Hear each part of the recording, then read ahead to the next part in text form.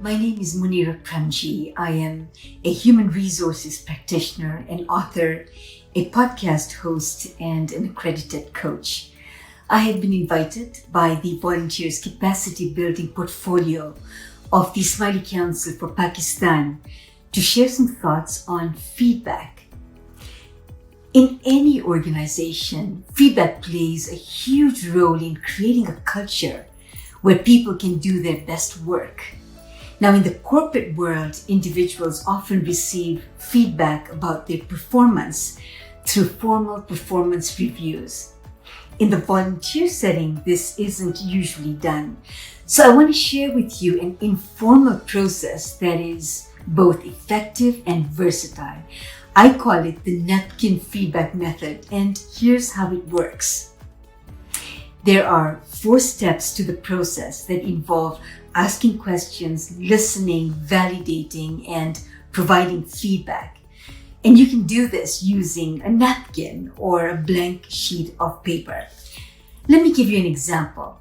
Say someone on your team asks you for feedback on a presentation they did. Draw a box similar to what you see on the screen. Step 1, ask them, how do you think it went? Now, human tendency is for the individual to immediately start talking about what they did wrong. And you have to bring them back and say, no, let's start with what you think you did well. And as they tell you, listen carefully to what they are saying. And then go to step 2. And in step 2, you have jotted what they did well. And this is where you agree and reinforce and validate what they said. And you say something like, yeah, I agree. The participants were engaged throughout. You answered tough questions with professionalism. And then tell the person something else they did well that they did not mention. Like in this example, you outlined next steps very clearly and everyone left the meeting knowing exactly what they needed to do and by when. Then go to step 3 and ask the individual, is there anything you would do differently the next time? And listen to what they say.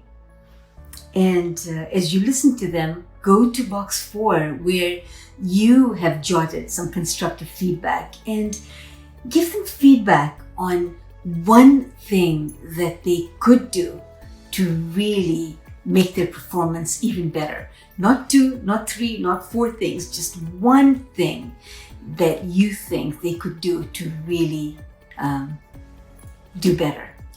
So in this example, for instance, you could suggest that maybe next time you want to send a copy of the presentation to participants in advance of the meeting. The napkin feedback works best when you use it in your team as a standard approach to getting and giving feedback. Now, you can also use the napkin feedback for your own development, and this is a 2-step process, and this is what it looks like.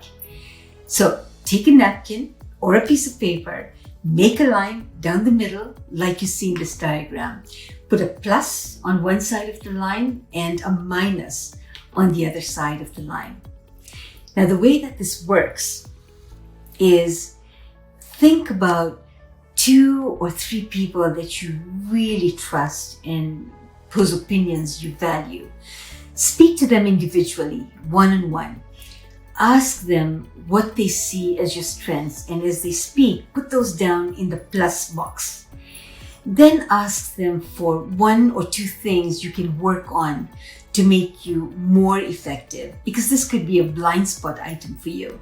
And put that information in the minus box.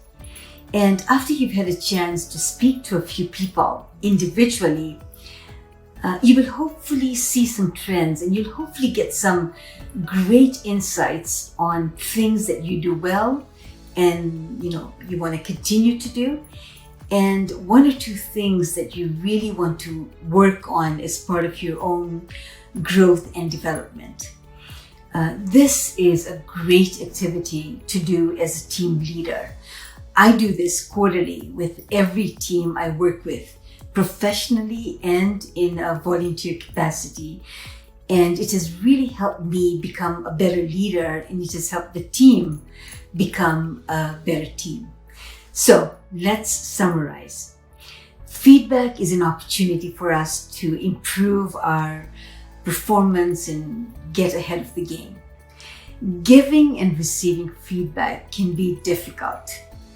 And the napkin feedback method is a quick, non-threatening way to give and get insights on what you're doing well and where you can improve.